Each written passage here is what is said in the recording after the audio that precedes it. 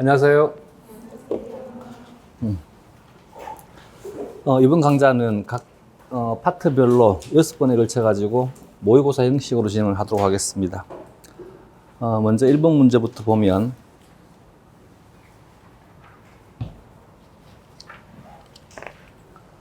다음은 세 종류의 오탄당 구조를 나타낸 것이다. 오탄당의 경우에 가장 기본되는 것은 알도우즈가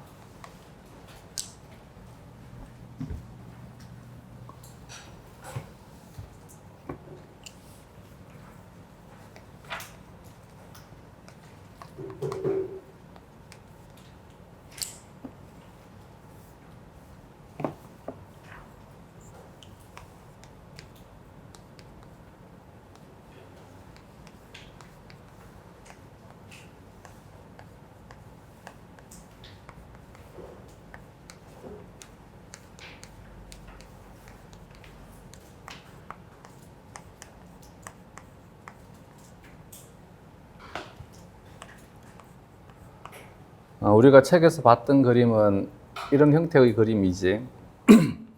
얘를 여기에서는 이렇게 표기를 한 것이고, 이 부분에 대한 것은 얘는 여기에는 이 탄소가 입체 중심 탄소가 되지 못합니다. 입체 중심 탄소가 되려면, 카이랄 중심이 되려면 4개의 원자 단이 다 달라야만 되지. 여기에 H가 같은 것이 2개가 있으니까 얘는 카이랄 중심이 아니다. 그렇기 때문에 이 경우에는 PC의 투영식으로 분자 구조식을 그린다 하더라도 OH가 여기에 있든 여기에 있든 여기에 있든 아무 상관없습니다. 알겠지? 얘는 카이랄 중심이 아니기 때문에 어떻게 그리든 아무 상관없다. 대신 이제 여기에 대한 것들은 이제 오른쪽 왼쪽에 대해서 차이가 있는 것이지. 그러면 이 오탄당은 편의상 분자 번호, 탄소에 대한 번호는 알데히드에서부터 1번을 준다 그랬지. 1번, 2번, 3번, 4번, 5번 탄소가 되게 되면 이 오탄당에서 카이랄 중심은 총 3개가 가능하지. 3개의 입체 중심 탄소에 대해서 D체와 L체에 대한 것은 입체 중심 탄소 중에서 번호가 가장 큰 것에 대해서 OH가 오른쪽에 있느냐 왼쪽에 있느냐, 단 요 형태로 분자 구조식을 적었을 때, 알겠지? 이때 이제 얘가 오른쪽에 있으면 D가 되게 되고 왼쪽에 있으면 L체가 되게 됩니다. 얘는 2번과 3번과 4번에 대한 OH, 그래서 5번은 OH가 어디에 있든 아무 상관없다.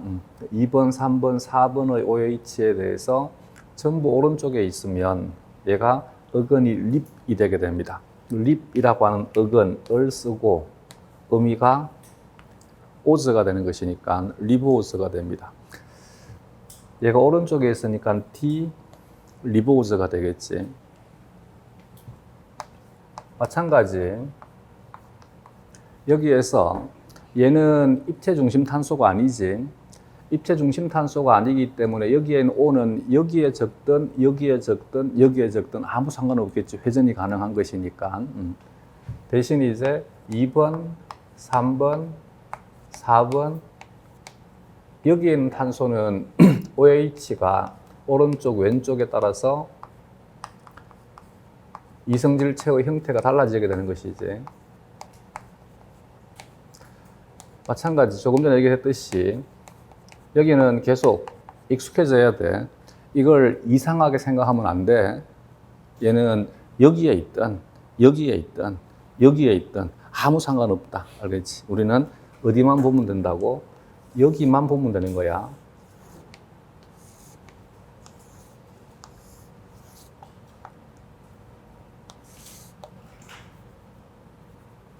머리로 이해하는 것이 아니라 받아들여야 되는 거야. 그러면 얘는 모든 입체 중심 탄소에서 OH에 대한 배열이 전부 반대 방향으로 바뀌어 있는 것이니까 얘는 거울상 이성질체 관계가 성립이 되게 된다. 그래서 이것과 이것의 관계는 거울상 이성질체이다.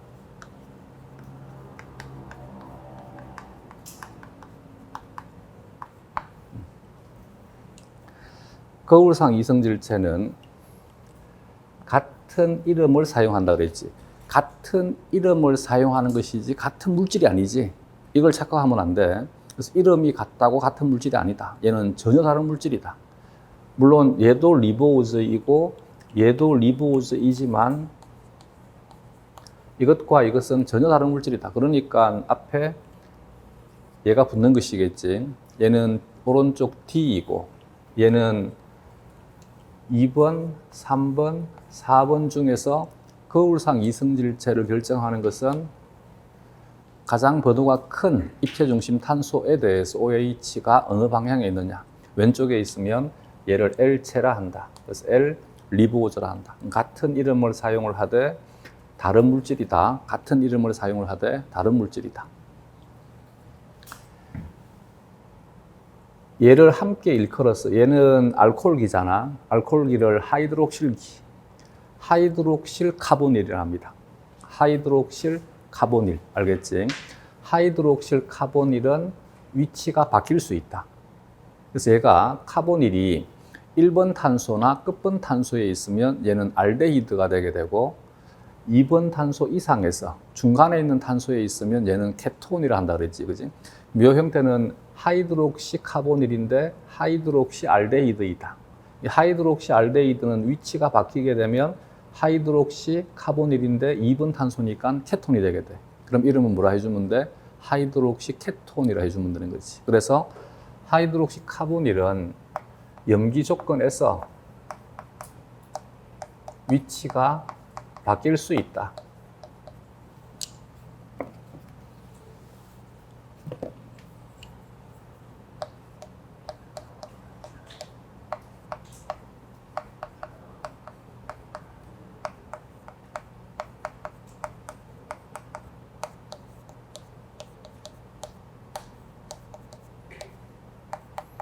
그러면 이 경우에는 입체 중심 탄소가 2개가 되는 것이지. 자, 여기에서 마찬가지. 얘는 입체 중심 탄소가 아니지, 그렇지? 그러니까 OH가 여기에 있든 여기에 있든 여기에 있든 아무 상관없이 오른쪽, 왼쪽, 아래 아무 의미 없다, 알겠지? 마찬가지 그러면 얘도 입체 중심 탄소가 아니지. 입체 중심 탄소가 아니니까 얘도 그림을 그릴 때는 OH가 여기에 있든 여기에 있든 여기에 있든 아무 상관없겠지. 똑같은 구조이다. 되겠지? 얘와 얘는 서로 원자단 자체가, 작용기 자체가 다르니까 얘는 작용기가 물론 이것과 이것의 공통된 이름은 카르보닐이다.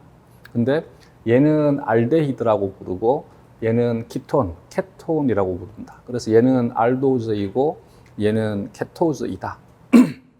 이럴 때 알도우즈가 케토우즈가 되게 되면 같은 어근을 쓸 수 있다. 립을 쓸 수 있다. 같은 어근을 쓸 때 알도우즈와 케토우즈는 의미를 달리한다. 알도우즈는 오즈라고 하는 의미를 사용하면 케토우즈는 울로우즈라고 하는 의미를 사용을 한다. 그래서 같은 어근을 사용을 하되 의미를 바꾸어 가지고 알도우즈와 케토우즈를 구분한다. 그러면 규칙들 귀에 들어와. 얘는 여기가 1번 탄소이고 2번, 3번, 4번, 5번이 되게 되면 얘는 카이랄 중심, 입체 중심이 2개밖에 없지, 그지? 이 중에서 번호가 가장 큰 탄소에 대해서 OH가 오른쪽에 있으면 D, 왼쪽에 있으면 L이라 한다. 그러면 얘를 그대로 반대로 OH를 3번의 OH도 왼쪽에 4번의 OH도 왼쪽에 그리게 되면 얘가 뭐가 되는 거야? L 리블로즈가 되는 거지. 둘 다가 오른쪽에 있으면 얘가 D 리블로즈가 됩니다. 얘가 리보즈이고 얘가 리블로즈이다. 되겠지? 둘 다 D체이다. 5탄당의 구조는 일단 문제는 한번 만들어 봤는데 얘는 외우지 않더라도 문제는 사실은 풀리지. 이 물질 이름 하나하나를 다 외워야만 되는 것은 아니지. 이제 그러면 문제를 보면 이게 습관적으로 여기만 봐야 돼. 다른 거 보지 말고. 그러면 A와 C의 관계가 거울상 이성질체이다. 거울상 이성질체는 같은 이름을 사용한다. 그러면 외우지 않더라도 규칙만 알면 여기 답은 적을 수 있는 것이지, 그렇지? 얘가 자일로즈. 자일로즈인데 발음 기호로 표기하게 되면 크실로즈가 되는 거지. 그래서 크실렌 동의어가 자일렌이잖아. 크실렌은 X를 발음 기호로 표기할 때는 크실렌이라고 표기하고 발음 나는 대로 표기하게 되면 자일렌이라고 표기하잖아. 마찬가지 얘는 크실로즈. 크실로즈를 발음 나는 대로 표기하게 되면 자일로즈가 되는 거지. 얘가 D 자일로즈니까 얘는 뭐가 되게 돼? L 자일로즈가 되겠지, 그렇지? 여기는 리보즈에서 그냥 참고로 리보즈에서 혹시 분자 구조식 한번 본 적이 있는지 모르겠다. 2번 탄소의 OH만 위치가 바뀌게 되면 이름이 2번 탄소만 위치가 바뀌어 있다. 들어본 적 없어? 그치, 아라비노즈. 아라비노즈는 2번 탄소의 에핀보가 아라비노즈. 3번 탄소의 에핀보가 자일로즈. 리보우즈, 아라비노즈, 자일로즈. 그리고 뭐 그 이외에 다른 이름들을 다 나도 굳이 뭐 다 안 외웠습니다. 되겠지? 그래서 여기는 굳이 내가 이름을 다 외워가지고 풀라라고 한 것은 아닙니다. 위에 제시된 물질 A에서 C는 모두 알도펜토즈로서 같은 분자식을 가지는 이성질체이다. 특히 이들은 입체 중심 탄소의 입체 배열이 다른 요 단어를 물어볼 수 있으니까 외워. 얘는 입체 중심 탄소에서 입체 배열이 바뀌어 있는 것을 입체 이성질체라 한다. 입체 이성질체는 생화학에서는 한 체계만 사용한다 그랬지, 그지? 우리는 DL 체계만 사용한다 했습니다. DL, 물론 DL이 의미하는 바가 꼭 이것만은 아니지만 우리는 그냥, 물론 어원 자체도 그렇습니다. 오른쪽, 왼쪽이란 뜻입니다. 그래서 OH가 오른쪽에 있는 것은 D, 왼쪽에 있는 것은 L. 근데 OH가 없을 경우에 예를 들게 되면 아미노산. 아미노산은 OH와 같은 성질을 가지는 작용기, OH와 같은 성질을 가지는 것이 티올, SH라든지 혹은 질소 알코올을 우리가 아민이라 하는 것이잖아. 그래서 NH2라든지 이것을 가지고 기준을 잡아주면 돼. 이 중 A와 C는 모든 입체 중심 탄소의 입체 배열이 다르기 때문에 모든 입체 중심 탄소의 입체 배열이 다른 것을 거울상 이성질체라 한다.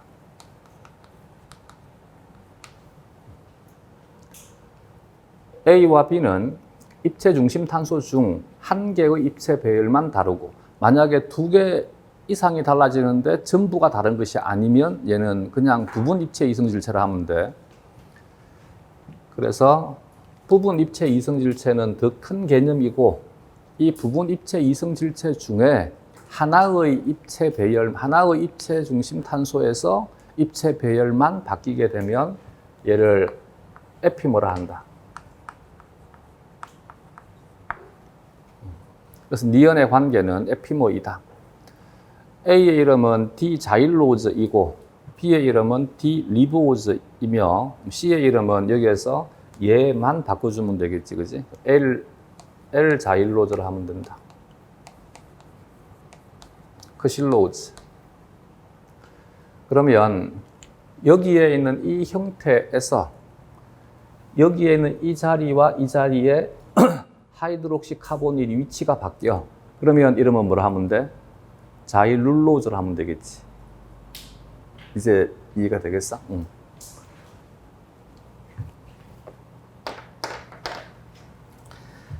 얘는 하나의 큰 분자에 입체 중심 탄소에 있는 이 OH가 카보닐과 반응을 한다 그랬지. 그러면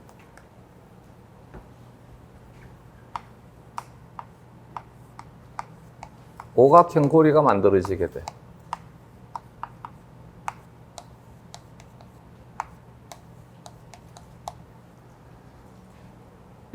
여기에 4번 탄소의 O가 1번 탄소와 결합하는 것이지. 그러면 얘가 전자쌍을 O 쪽으로 가져가게 되고 O가 여기서 H를 받으면 OH로 바뀌게 됩니다. 그래서 이 O가 이 O야. 그러면 이 O가 이 O니까 4번 탄소에는 더 이상 OH가 없는 거야. 그래서 4번 탄소는 여기가 H가 되는 거야. 그리고 5번 탄소가 있는 거지. 5번 탄소는 두 개의 H2에 OH를 하나를 가지고 있는 거야. 이쪽이 1번 탄소가 되고 여기가 2번 탄소, 3번 탄소, 4번 탄소, 5번 탄소가 되게 돼. 이게 이제 핵산을 만드는 리보즈의 구조가 되는 거지. 얘는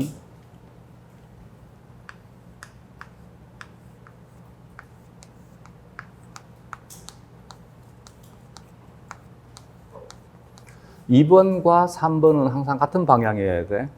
둘 다 같은 방향이다. 만약에 아라비노즈가 이와 같은 고리 구조를 가지게 되면 얘는 2번의 에피머니까 이 OH의 위치만 바꿔주면 되겠지. 크실로우저의 경우에는 3번의 에피머가 되는 것이니까 여기에 OH의 위치를 바꾸게 되면 크실로우저가 되겠지. 여기가 4번, 여기가 5번.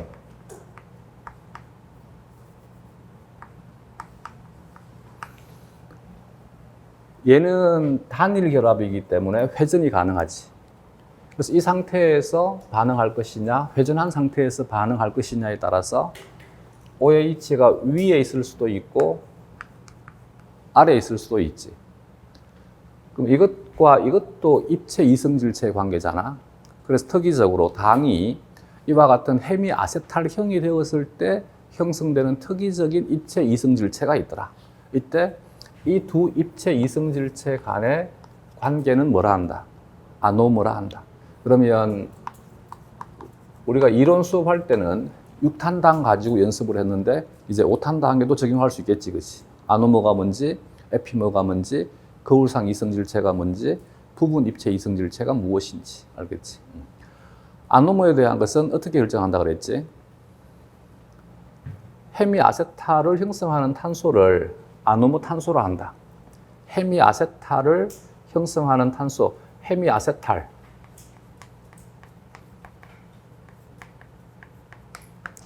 알데히드와 알코올의 반응 화합물을 헤미아세탈이라 한다. 헤미아세탈이 알코올과 한 번 더 반응하게 되면 아세탈이 되게 된다. 그지? 헤미아세탈의 탄소를 아노모 탄소로 한다. 왜냐하면 아노모를 결정하는 탄소라 해서 이름을 아노모 탄소로 한다. 아노모 탄소가 가지고 있는 OH를 번호가 가장 큰 탄소. 여기에서는 거울상 이성질체를 판단할 때는 얘는 입체 중심 탄소 중에서 번호가 가장 큰 탄소. 알겠지? 아노모를 결정할 때는 그냥 번호가 가장 큰 탄소. 번호가 가장 큰 탄소와 같은 방향이면 베타라 한다. 다른 방향이면 반대 방향이면 알파라 한다. 그리고 원래 이것에 대한 선형의 이름을 그대로 적어주면 돼. 얘는 D 라이보즈인 거지. 여기도 마찬가지. 베타 D 리보즈. 얘는 알파 D 리보즈가 되는 것이고.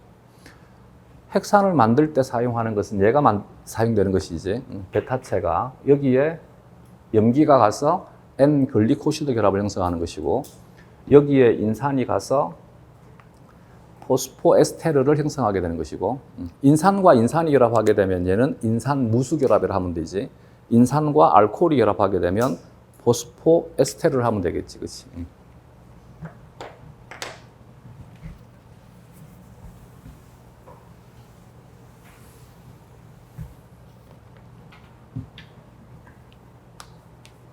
지나가는 김에 이것도 한번 외워두자.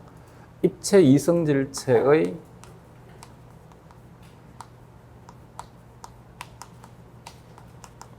총수는 2의 n승. 왜냐하면 얘는 두 개씩이잖아. 거울상 이성질체를 떠올리게 되면 그러면 2의 n승 가지니까 이때 n은 입체 중심 탄소 수라 그랬어요.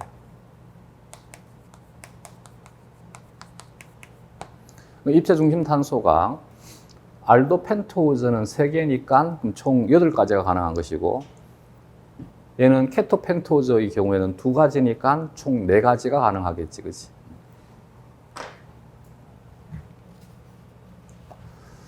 그래서 여기가 에피머가 아라비노저니까 아라비룰로저란 말은 없는 거야. 아라비룰로저는 만들어질 수가 없잖아. 여기 2번 탄소 자리이기 때문에.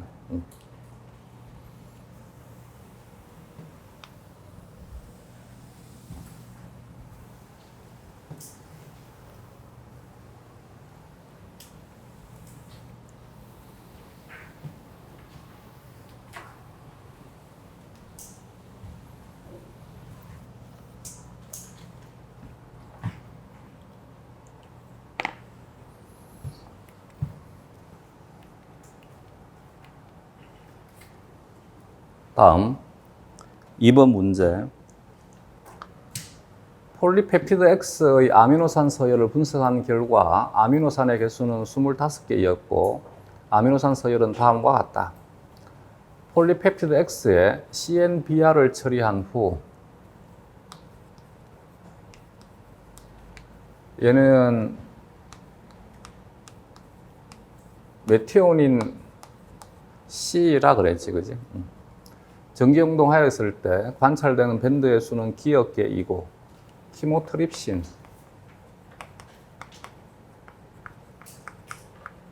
키모트립신은 방향족 C라 그랬지.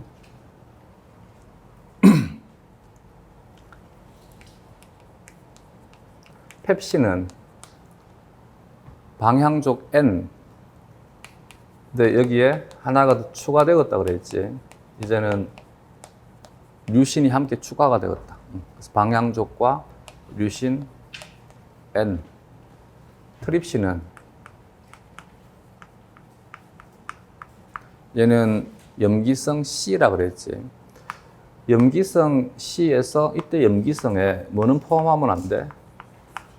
히스티딘은 넣으면 안 돼. 얘는 리신과 아르기닌. 그래서 염기성에 대한 성질을 부여하는 것을 적으라라고 하게 되면 리신과 아르기닌을 적는 것이지 히스티딘은 절대 적으면 안 돼. 히스티딘은 주로 어떤 용도로 사용한다 그랬지?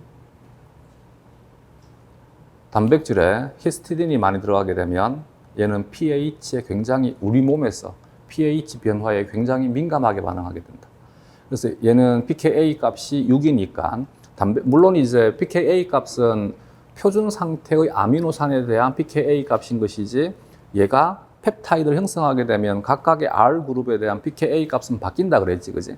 이때 pKa 값이 바뀔 때 여러 가지 원인들이 작용을 합니다. 그 중에서 이제 우리는 화학을 깊이 공부하는 것은 아니니까 소수성에 대한 소수성에 대한 성질이 강해지게 되면 pKa 값은 커지게 된다 그랬지. pKa 값이 커진다는 말은 산도가 떨어진다는 얘기야. 그래서 예를 들게 되면 아스팔트산과 글루탐산을 비교하게 되면 분자 구조식만 가지고도 어느 것이 pKa 값이 더 큰지는 알 수 있잖아. 아스팔트산의 R그룹은 이게 아스팔트산이고 글루탐산은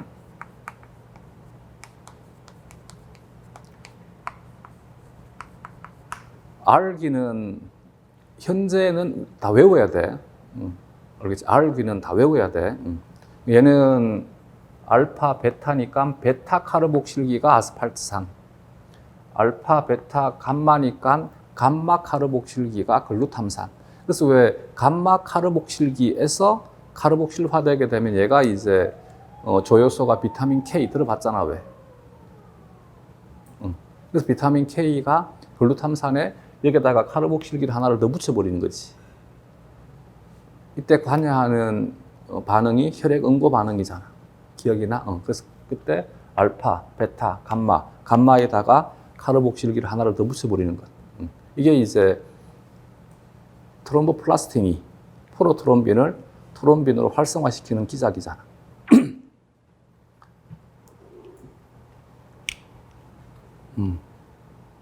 그래서 얘는 소수성에 대한 주체는 탄소와 수소가 소수성이야. 그럼 얘보다는 얘가 소수성에 대한 성질이 주변에 강해지잖아. 주변에 소수성에 대한 성질이 강해지니까 얘가 pKa 값이 더 높아지게 되는 거지.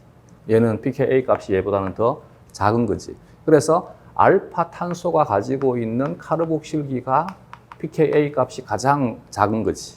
그 다음은 얘가 되게 되고 그 다음은 얘가 되게 되는 거야. 물론 이것만 가지고 따질 수는 없겠지만, 그래서 우리가 pKa 값은 머리를 써가지고 계산하는 것은 아니겠지만 대략적으로 볼 수는 있다는 얘기지. 이처럼 주변 상황이 바뀌게 되면 pKa 값은 바뀌기 때문에 히스티딘에 대한 R기가 표준 상태에서 pKa가 6이란 것이지, 모든 단백질에서 히스티딘의 R그룹이 pKa 값이 6이란 말은 아니야. 근데 어쨌든 얘가 7에서 가장 가까운 값을 가지고 있는 것이기 때문에 pH 7인 우리 몸의 pH에서 pH의 변화가 일어날 때 활성의 변화가 가장 잘 일어날 수 있는 것이 히스티딘이더란 얘기야. 그래서 여기는 염기성이 리신과 아르기닌만 들어가야만 돼. 키모트립신을 처리한 후 생성된 펩티드 조각들을 이용하여 아미노산 서열 분석에서 생거법을 이용했었을 때 생거법의 목적을 적으라라고 하게 되면 얘는 이걸 적어주면 되지. 아미노 말단을 분석하는 것이다. 아미노 말단을 어떻게 변형을 시키냐라고 물어보게 되면 디니트로페닐기를 붙인다. 디니트로페닐 화합물이 만들어지게 된다. 디니트로페닐 화합물이니까 디니트로페닐 빼고 나머지 부분만 읽어주게 되면 뭐가 되게 돼? 얘가 아미노 말단이 되게 된다. 이게 생거법이다.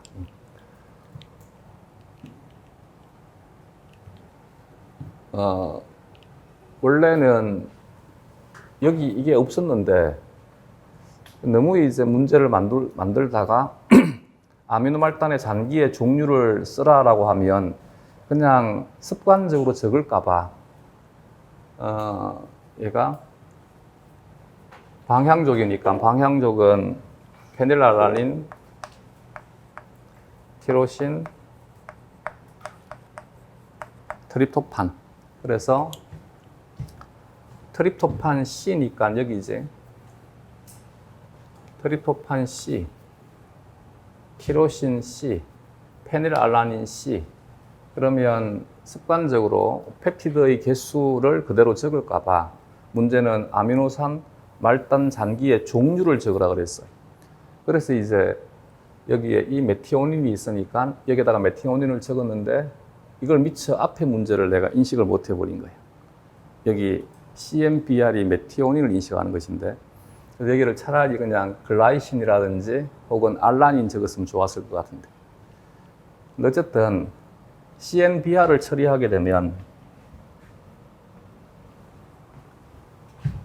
얘는 여기를 잘라주는 것이지. 여기, 그리고 또 메티오닌이 여기, 그리고 또 메티오닌이 여기.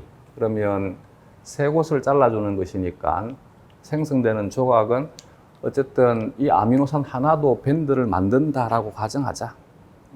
그래야지만 문제가 성립이 되겠지. 그게 아니고 야, 이 메티오닌은 아미노산의 하나이기 때문에 걔를 통과해버려서 그러면 내가 좀 미친놈처럼 들리지 않아? 그치? 그건 좀 너무 우기는 것이잖아. 아니면 그런 조건을 적어주든지. 이때는 내가 답을 그래서 이 답이 잘못되었어요. 3이 아니고 4라고 바꿔줘. 뒤에 문제를 좀 바꾸려고 하다가 앞에 문제를 신경을 못 써버린 거야. 이 부분은 좀 교정을 할게요. 알겠지? 그래서 만약에 문제가 내가 원래 이것에 대해서 의도하는 대로 했더라면 그냥 차라리 얘를 알라닌으로 바꿨으면 좋았을 것 같아. 그러면 크게 문제는 없었을 것 같아. 근데 어쨌든 습관적으로 풀까봐 종류를 적으라 한 거야.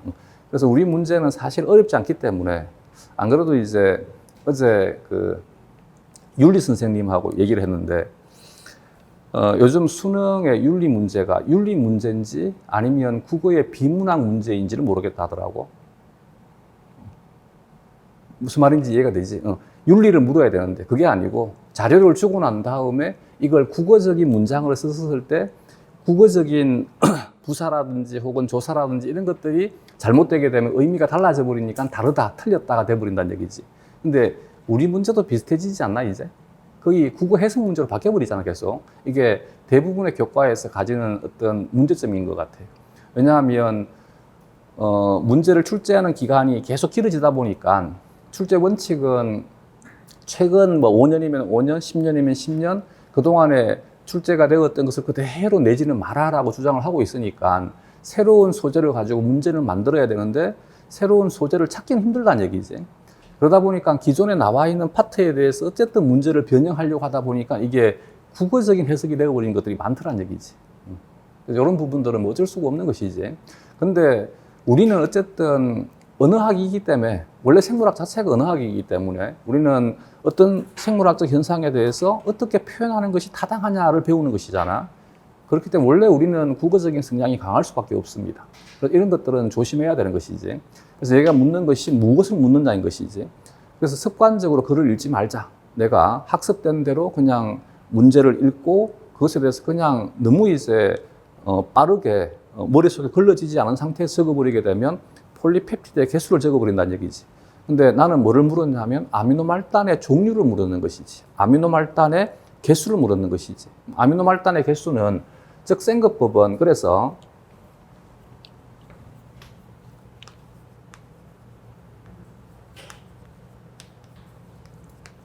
얘는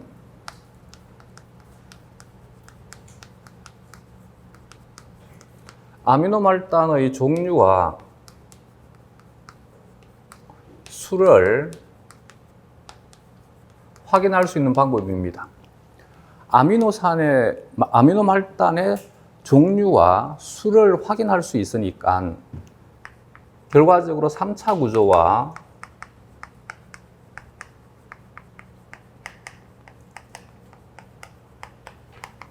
4차 구조를 구분할 수 있고, 또한 이 4차 구조가 몇 개의 폴리펩티드 사슬로 구성되어 있는지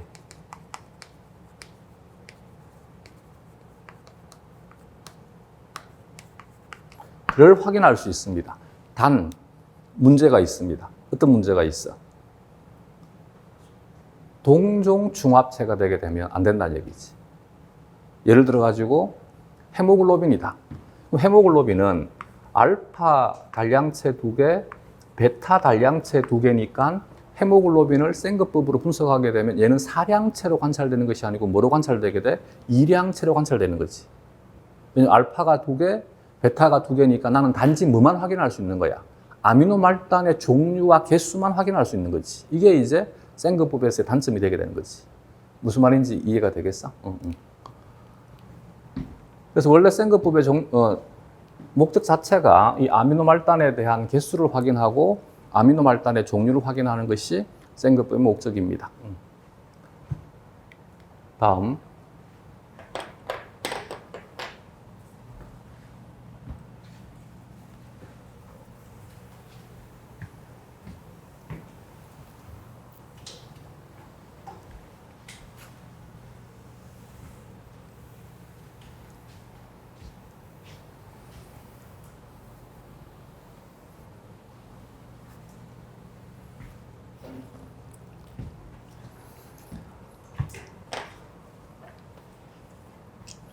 이 문제는 너무 간단하지. 델타 G는 현재 상태에서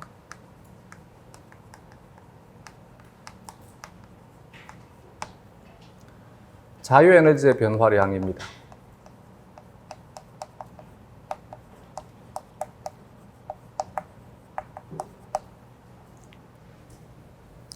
그래서 델타 G는 반응이 진행이 되면 값이 바뀌는 변수라 그랬지, 그지?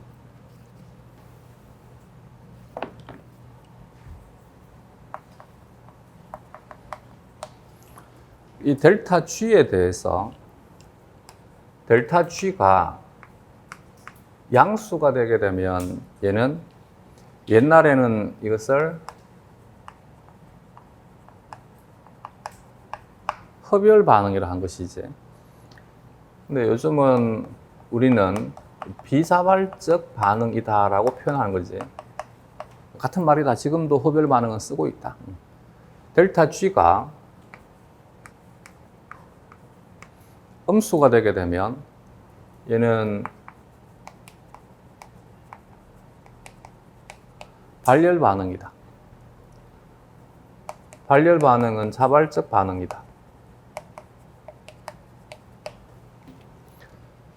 G는 엔탈피와 엔트로피에 의해서 결정이 되게 되지. 엔탈피는 그냥 쉽게 에너지로 생각하면 돼요. 그러면 엔탈피에 대한 것은 델타 값이 음수가 되면 델타 G가 음수가 되는 것이지. 근데 엔트로피는 델타 G가 얘는 빼기가 되는 것이니까, 그래서 엔트로피는 반대가 되는 것이지.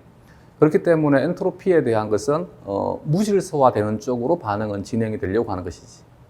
되겠지? 그 캠벨 책에도 그건 나와 있으니까 한번 봐도 어쨌든 그렇게까지 문제는 나오지 않을 것인데, 어쨌든 요 정도는 봐두자. 알겠지? 델타 G가 양수이면 흡열 반응이고 음수이면 발열 반응이다. 델타 G가 0인 상태를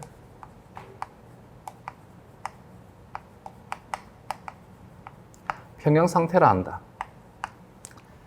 평형 상태는 반응이 일어나지 않는 상태가 아니라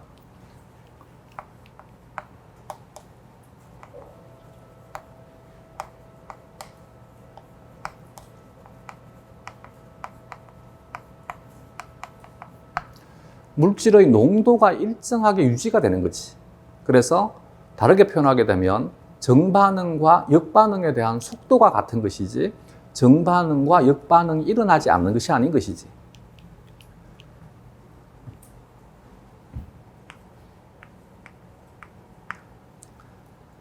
델타 G 도트는 표준 상태에서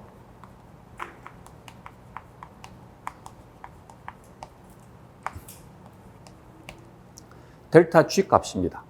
그렇기 때문에 여기에는 델타 G 도트는 반응을 계속 진행하는 것을 지켜보면서 값을 측정하는 것이 아니고 그냥 기준 표준 상태 세팅하고 난 다음에 측정하면 끝입니다. 즉 얘는 항상 이 상태가 유지가 될 때 의미가 있는 값이기 때문에 실제 우리 몸에서 의미가 있는 것은 델타 G 도트가 의미가 있는 것이 아니라 델타 G가 의미가 있는 것이지. 델타 G는 현재 상태에서의 G 값의 변화량인 것이고, 델타 G 도트라고 하는 것은 정해진 표준 상태에서, 이때 표준 상태가 뭐지? 1기압, 1몰 농도, 25도씨. 근데 25도씨라 하지 않고 얘를 K로 바꿔야 되잖아. K는 298K인가? 273 더하기 25니까. 되겠어? 273 더하기 25니까 298K. 그래서 이 세 가지 조건이 갖추어진 것을 표준 상태. 이 표준 상태에 pH 7을 더하게 되면 생화학적 표준 상태. 생화학적 표준 상태는 델타 G 도트 프라임이 되게 되겠지. 얘는 생화학적 표준 상태에서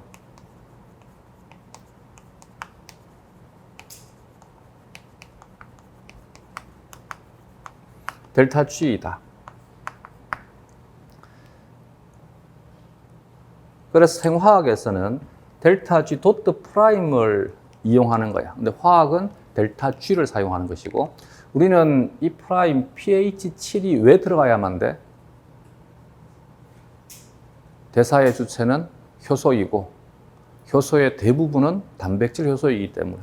그래서 이제 우리는 대사는 단백질에 의존적인 것이, 효소에 의존적인 것이기 때문에 단백질에 의존적인 반응이기 때문에 pH의 변화에 따라서 달라질 수 있다는 얘기야. 그래서 생화학적 표준 상태에서는 pH 7을 더 집어넣어 준 거야. 얘는 표준 상태에서 자유에너지의 변화량을 기록을 한 거야. 가에서 라 중에서 표준 상태에서 평형 상태를 유지할 수 있는 것이라 했으니까 델타 G 도트가 0인 것을 선택해 주면 되겠지. 그러면 기억은 다 알아 하면 되고, 비자발적인 반응. 얘는 표준 상태에서 비자발적인 반응이야. 그리고 얘는 표준 상태에서 자발적인 반응이라 하더라도 시간이 지나면 어디에 도달되게 돼? 평형 상태에 도달되게 되겠지, 그치? 그래서 비자발적인 반응은 플러스 값을 가지는 것이 비자발적인 반응이다. 라와 마라 하면 되고, 만약에 반응들이 전부 가역 반응이다라면 반응들이 전부 가역 반응이다라면 문제가 만약 이렇게 나올 수 있단 말이지. 얘가 전부 반응이 가역 반응이다라면 처음에 세팅을 표준 상태에 세팅했다. 그리고 난 다음에 반응물의 농도가 어떻게 변화될 것인지를 유추할 수 있겠지. 표준 상태에서 세팅을 했었을 때 얘는 델타 G가 정반응에 대한 델타 G가 음수니까 반응은 이쪽 방향으로 반응이 일어난다가 되겠지. 이쪽 방향으로 반응이 일어난다이니까 이들에 대한 A1과 B1에 대한 농도는 감소하게 되고 C1과 D1에 대한 농도는 증가가 되게 되겠지. 표준 상태에서 얘는 델타 G가 정반응에 대한 델타 G가 마이너스 1.4니까 얘를 역반응에 대한 델타 G는 얼마나 하면 돼? 자, A4 더하기 B4가 C4 더하기 D4가 될 때 델타 G가 1.4야. 그럼 나는 뭐를 물었냐면 C4가 D4와 반응을 해서 A4와 B4가 되는 반응에 델타 G 값을 물었는 것이지. 얼마나 하면 돼? 그렇지. 얘는 마이너스 1.4가 되겠지. 그렇지. G는 플러스 마이너스야. G는 에너지니까 얘는 플러스 마이너스야. K는 평형상수. K는 뭐야?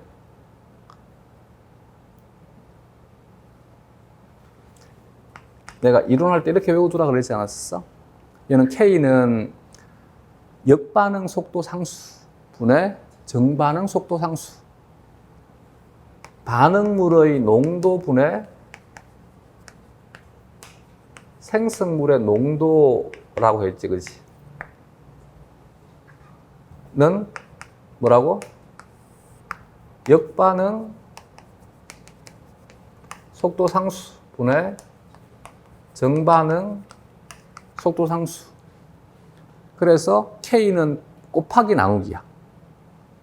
K는 곱하기 나누기야. G는 더하기 빼기야. 그리고 수학에서는 이퀄이야. 근데 화학에서는 화살표야. 그래서 얘가 우변이 좌변으로 넘어가게 되면 부호가 바뀌는 거야. 마이너스로 바뀌는 거야. 내 말이 이해가 되겠어? 그래서 식을 뒤집어 버리니까 부호가 바뀌는 거야. 그래서 1.4가 마이너스 1.4가 되는 거야. 이해가 돼? 근데 얘는 분수이기 때문에 여기는 이게 이퀄에서 얘를 이쪽으로 우변으로 옮겨. 그럼 얘는 나누기가 좌변의 나누기가 우변으로 가면 뭐가 되게 돼? 곱하기가 되는 거지. 그래서 생성물은 평형상수 곱하기 뭐가 되는 거야? 반응물의 농도가 되는 거야. 이해됐어? 그러면 생성물은 평형상수 곱하기 반응물의 농도가 되게 돼. 그럼 반응물은 뒤집어 주면 되지. 생성물분의 반응물이 K분의 1이 되는 것이니까. 그러면 반응물의 농도는 어떻게 구하면 돼? K분의 생성물의 농도가 되는 거잖아. 생성물의 농도분의 반응물의 농도가 K분의 1이니까, 역수니까. 그러면 반응물의 농도는 K분의 생성물의 농도로 구할 수 있잖아. 이해됐어? 그래서 얘는 곱하기 나누기인 것이고, 얘는 더하기 빼기인 것이고.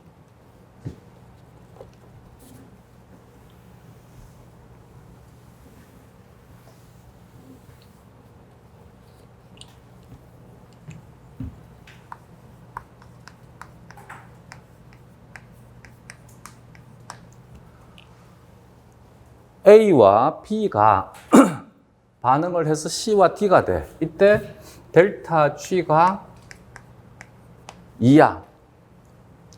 C가 E와 반응을 하게 되면 B와 F가 돼. 이때 델타 G가 마이너스 3 이하. 그러면 여기 이 두 식을 더하면 그대로 산술적으로 더해주면 돼. 얘는 뭐라고? 이퀄이야. 그러면 A 플러스 B 플러스 C 플러스 E 이퀄 C 플러스 D 플러스 B 플러스 F가 되는 거야. 얘는 어떻게 처리하면 된다고? 그대로 더해주면 돼. 델타 G가 마이너스 1이다가 되는 거야. 더하기 빼기니까 얘를 좌변으로 넘기면 마이너스 C가 되게 되는 거야. 그래서 얘가 지워지는 거야. 이게 알짜 반응식인 거야. 여기에 B가 이 B와 지워지게 되는 거야. 따라서 이 두 반응에 대한 알짜 반응식은 A 플러스 E가 D 플러스 F로 바뀌는 거예요. 그리고 이것에 대한 델타 G는 이들 둘에 대한 산술적인 그냥 그대로 합이야. 되겠지, 이제? 응. 이해가 되겠어? 응.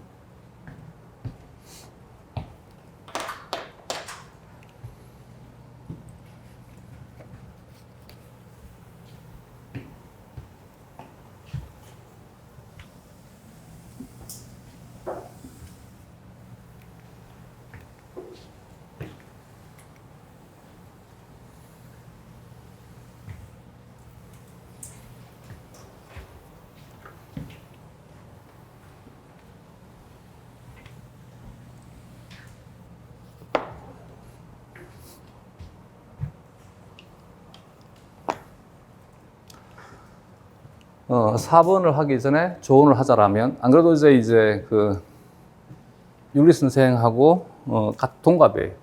그 얘기를 하면서 하는 얘기가 내가 수업 시간 했던 얘기를 그 사람이 나인데 푸념을 하더라고. 뭐라고 하냐면, 아니 다 틀리는 거냐? 틀리면 되는데 왜 그것에 집착하는지 모르겠다고. 지가 누구나가 다 틀리는 문제를 틀려가지고 떨어진 줄 착각한다고.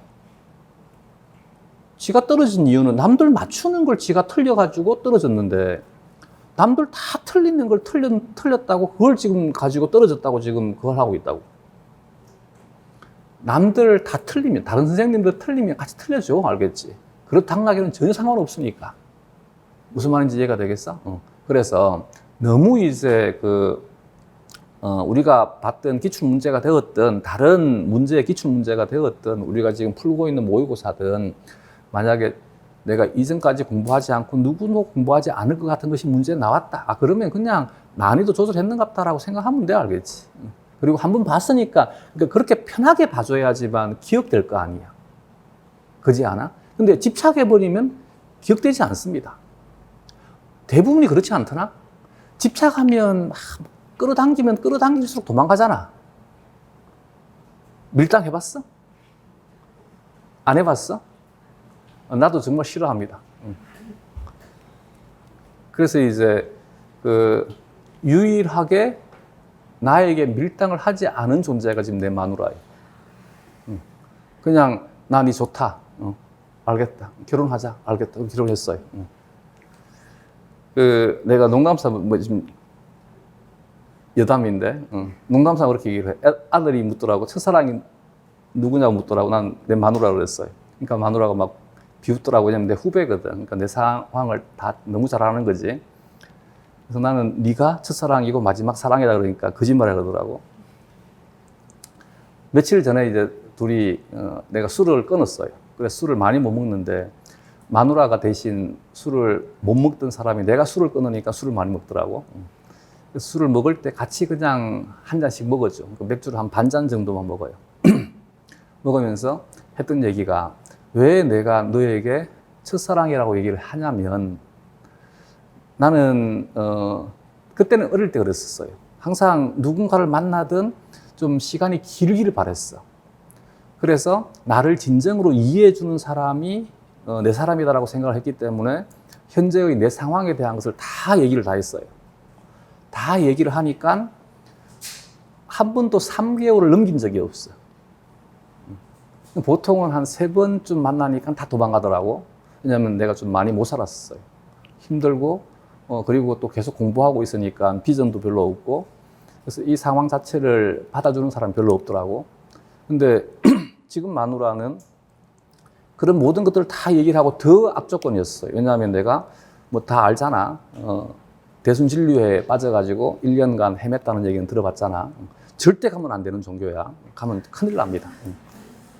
아, 진짜 지금은 웃으면서 얘기하지만 내가 대순진료회 티금만 들어도 경기를 일으킬 만큼 내가 5년을 도망 다녔는데 너무 얼마나 힘들었으면 내가 죽으려고 했어요.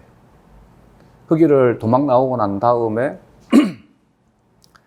정말 이 인생의 벼랑 끝에가 그때였는 것 같아요. 그래서 진짜 한 발짝만 나아가면 떨어지는 상황이었어요. 정말 매일 죽고 싶었어요.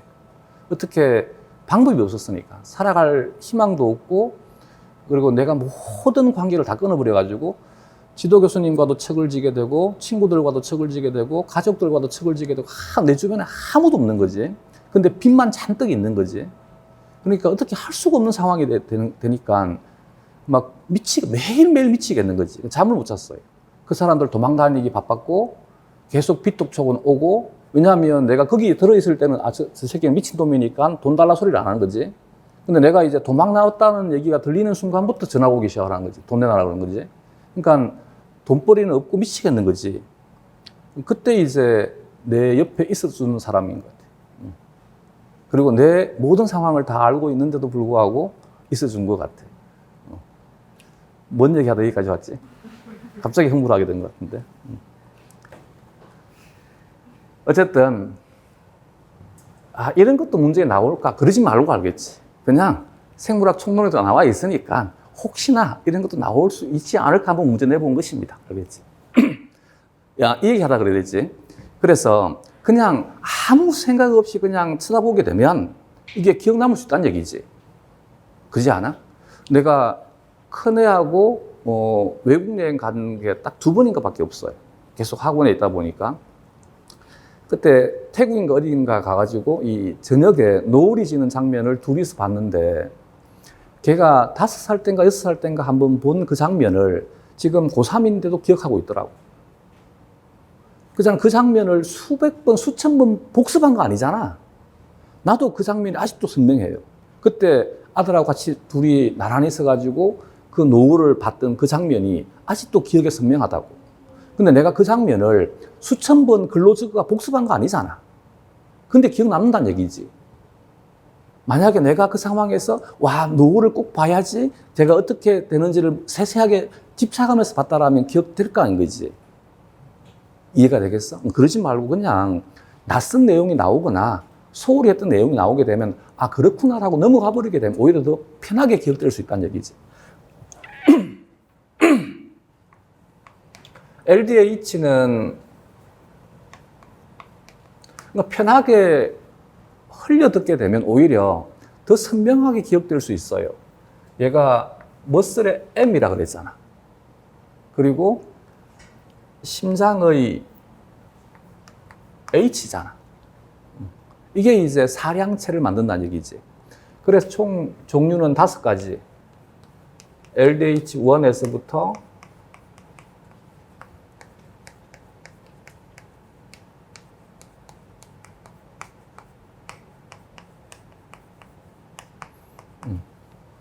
LDH5까지. 이것의 대표적인 것이 심근이잖아. 그래서 LDH1이 H4잖아. 아닌가? 맞지 싶은데? 얘가 골격근이잖아. 그래서 LDH5가 M4잖아. 얘가 H4고 얘는 M4고 여기로 가면서 H 대신에 M을 하나씩 바꿔주면 되지. 얘는 H3M1인 것이고 얘는 H2M2인 것이고 얘는 H1M3인 것이고 얘는 M4인 것이고 되겠지. 편하게 들어 편하게. 그래서 1은 심근, 5는 골격근, HM이더라. 조직의 종류에 따라 저산탈수소 요소는 여러 동종 요소가 존재한다. 아래 그래프는 LDH 중 세 종류의 동종 요소 LDH1, LDH3, LDH4에 대한 반응 곡선으로서 젖산이 피루부산으로 산화되는 반응에 대한 초기 반응 속도를 그래프로 나타낸 것이다. 1은 심근에, 4는 골격근에, 3는 대표적인 것이 뇌조직에 존재하는 것이지. 항상 이 그래프가 나오게 되면 V0가 2분의 Vmax를 만족할 때 기질의 농도 A, B, C가 무엇을 의미한다? Km을 의미하게 된다. 그러면 얘는 지금 어떤 반응이야? 젖산이 피루부산으로 산화되는 반응이지. 그래서 피루부산이 젖산으로 환원되는 반응은 또 다를 수 있어. 젖산이 피루부산으로 산화되는 반응이니까 젖산 발효에 의해서 생성된 젖산이 NAD와 반응을 해서 피루베이트로 산화가 되는 반응이야.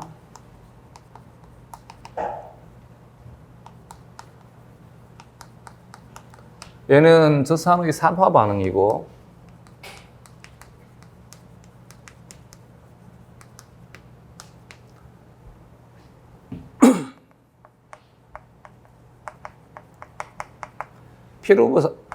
피루부산이 NADH와 반응을 해서 젖산과 NAD가 되는 반응은 젖산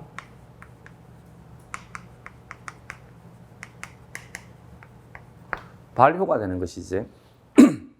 LDH1이 Km 값이 가장 작아요. 그러면 LDH1이 Km 값이 가장 작으니까 얘가 젖산에 대한 친화력이 가장 크다가 되는 거야.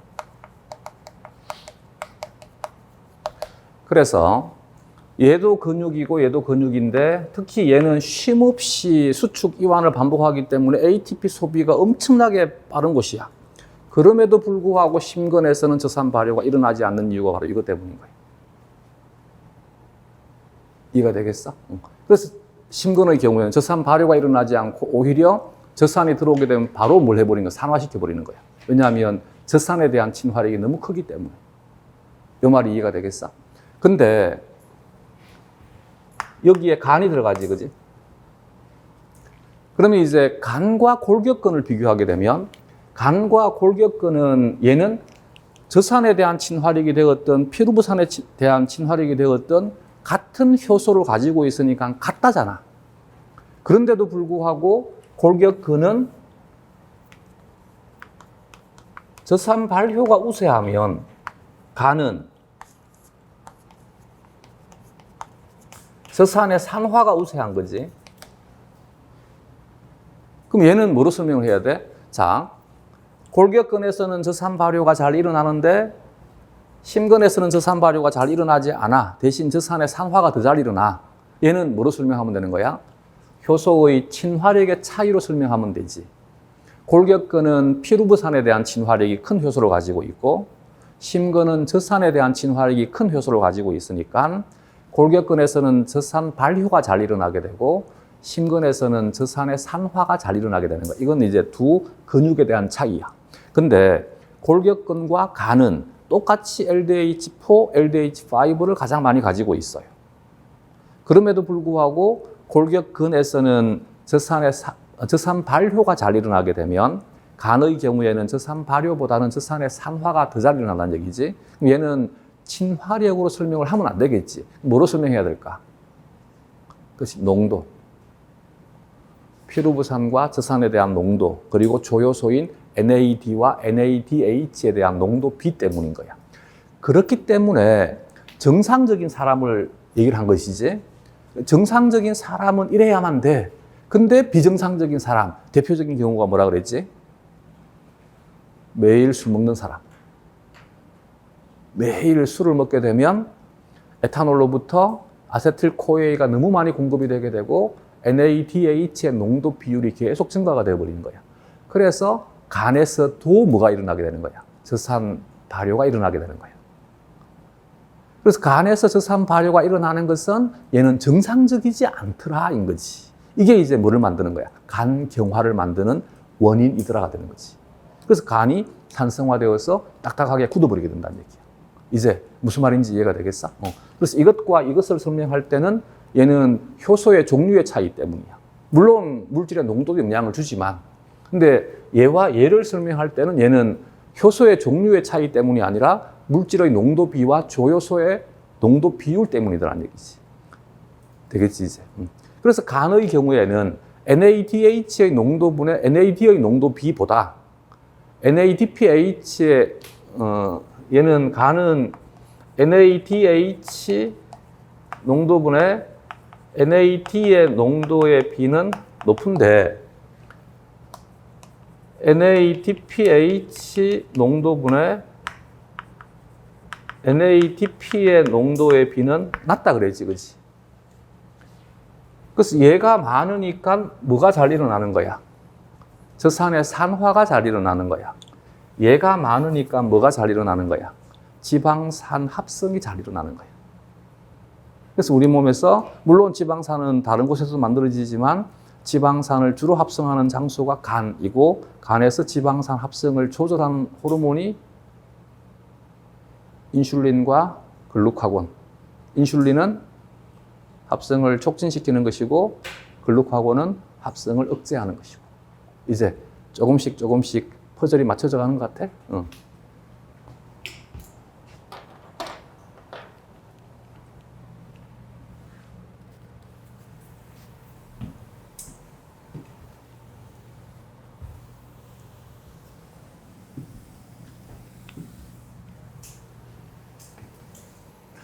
생물은 어려운 거 아니야. 어렵게 하지 마. 쉽게 해. 대신 이론할 때, 문제풀이 할 때 계속 얘기했던 것이 생물은 왜 이해가 안 된다고? 무지하기 때문에. 근데 지금쯤 되니까 이제 들었는 것이 많으니까 내가 가지고 있는 생물학적 지식의 피스를 많이 모았다 보니까 이제 지금 얘기할 때 조금 다르게 들리는 거지. 그 생물은 많이 알면 그만큼 많이 들립니다. 알겠지? 그래서 너무 이제 조급하게 생각하지 말고, 지금도 마찬가지. 조급하다 해가지고 모든 것들이 다 해결되는 것은 아니잖아. 그래서 차분하게 그냥 하나씩 계속 늘려나가는 거야. 알겠지? 그리고 아까 얘기했듯이 남들 다 틀리는 문제는 아무 상관없다. 알겠지? 같이 틀리면 돼. 대신 절대 틀리지 말아야 되는 문제. 뭘 것 같아? 남들이 다 맞추는 문제 틀리면 무조건 떨어져. 남들이 다 틀리는 문제 틀리면 아무 상관없어. 근데 남들이 다 맞추는데 틀리게 되면 이건 어떻게 극복할 수가 없어요. 무슨 말인지 알겠지? 세 종류의 LDH 동종 효소 중 심근에 존재하는 효소라 했으니까 얘는 LDH1이라고 적어주면 돼. 고강도 운동 시 저산 발효에 주로 관여하는 효소. 자, 고강도 운동 대상이 뭐야? 고강도 운동의 대상 골격근, 그리고 저산 발효에 사용되는 것 LDH4 되겠어? 여기다가 적혈구 막 얘기하면 안 돼. 적혈구는 고강도 운동이 아니잖아. 응.